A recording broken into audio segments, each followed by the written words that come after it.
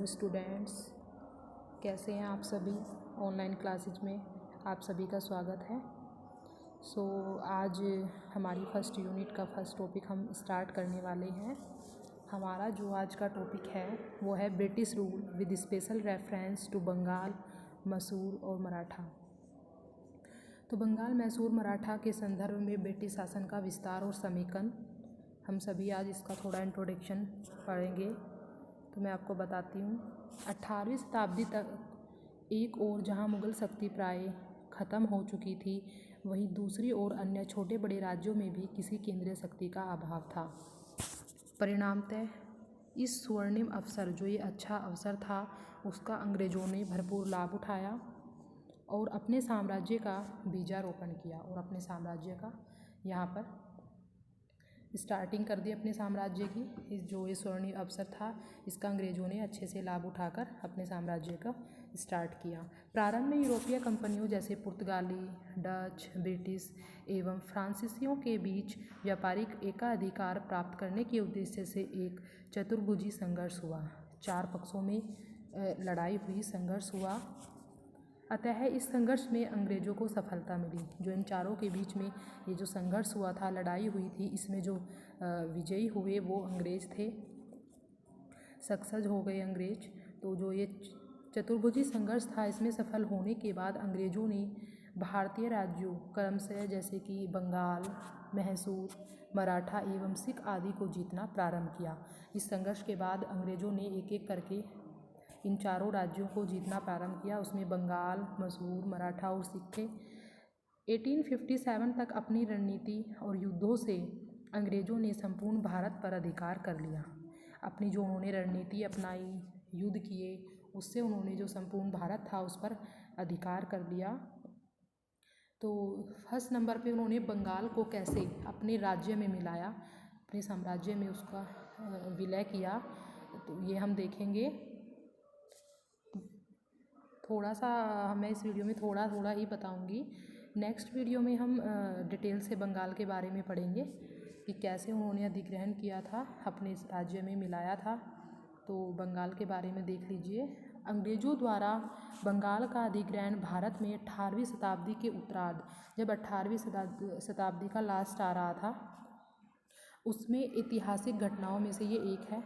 ये मतलब इतिहास में से ये घटना मतलब बहुत महत्वपूर्ण है।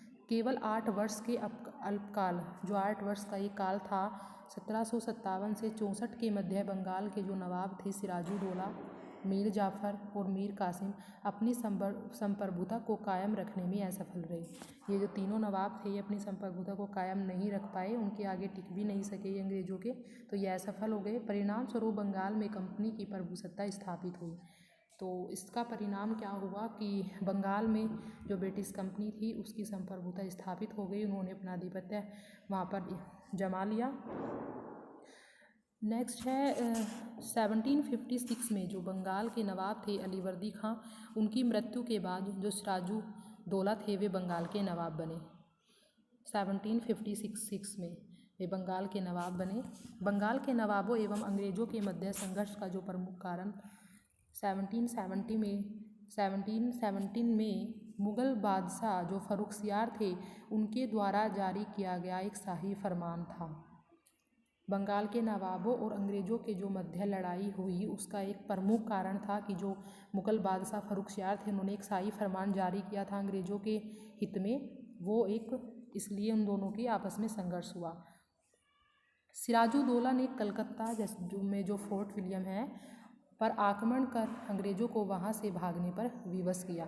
फोर्ट विलियम में ये मतलब ये इनका एक जगह थी, यहीं पे रुके थे, यहीं पे रहते थे। तो इस पर उन्होंने आक्रमण किया सिराजुद्दौला ने और उन्हें वहाँ से भागने पर विवश किया। लेकिन क्या हुआ कि नवाब सिराजुद्दौला की सत्ता पर प्लासी की लड़ाई 23 जून 1757, 23 जून 1757 को बंगाल के जो नवाब थे सिराजुद्दौला की सेना और रॉबर्ट क्लाइव के नेतृत्व में ईस्ट इंडिया कंपनी की सेना के बीच लड़ी गई। इसमें अंग्रेज़ जो है जीत गए और बंगाल अंग्रेज़ों के अधीन आ गया। तो ये हमने देखा कि अंग्रेज़ों ने कैसे कैसे बंगाल को अपने अधीन किया। यहाँ पर बंगाल में अंग्रेज़ों की विजय हुई। तो नेक्स्ट मैसूर को देखते हैं। विजयनगर के पतन के बाद जो मैसूर है वाडवार वंश के शासन में एक राज्य के रूप में उभरा। जो वाडवार वंश था, वडियार वंश इसको बोलते हैं। वडियार वंश जो है एक स्वतंत्र राज्य के रूप में उभरा था। ये एक स्वतंत्र राज्य था। 1761 में हैदर जो थे मैसूर के वास्तविक शासक बन जाते हैं और 76 में उन्होंने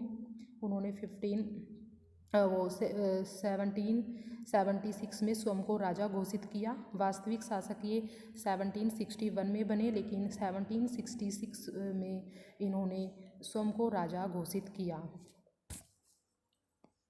और 4 मैसूर युद्धों के बाद मैसूर जो है अंग्रेज़ों के अधिकार में आ गया।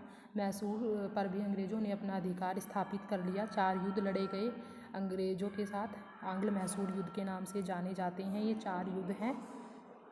जो फर्स्ट आंग्ल मैसूर युद्ध था वो 1767 से 1769 के बीच में लड़ा गया था। मद्रास की जो संधि थी 1769 में, उसके बाद ये समाप्त हुआ। ऐसे सेकंड जो वार था वो 1780 से 1784 में ख़त्म हुआ।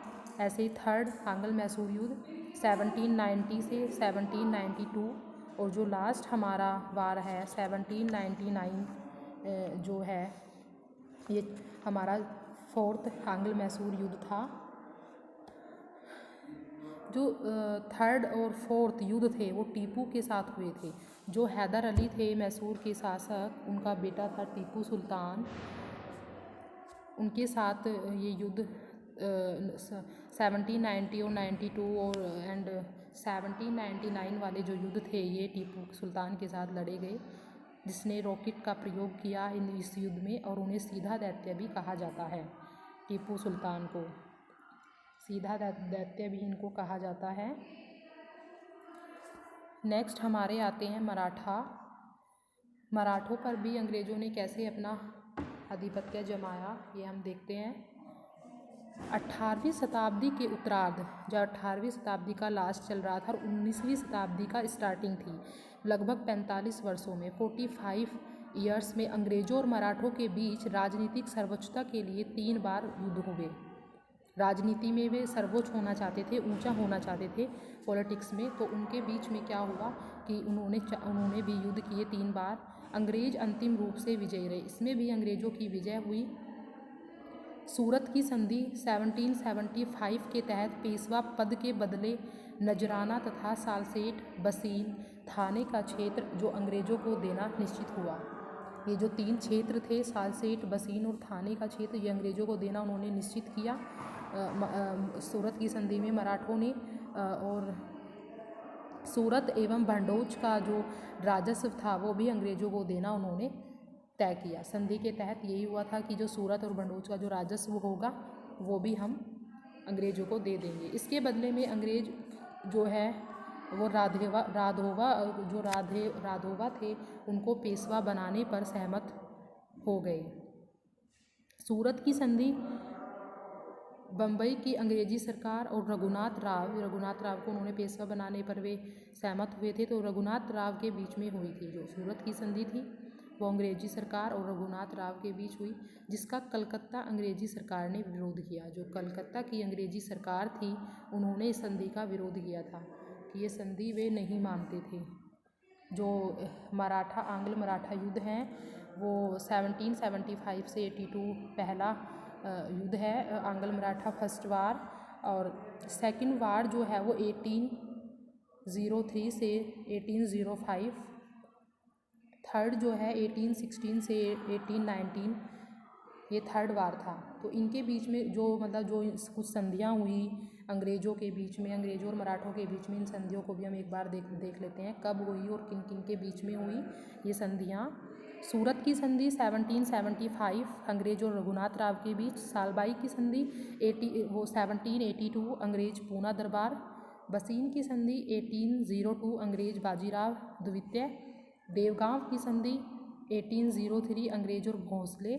सुरजी अर्जन गांव की संधि 1803 अंग्रेज और सिंधिया।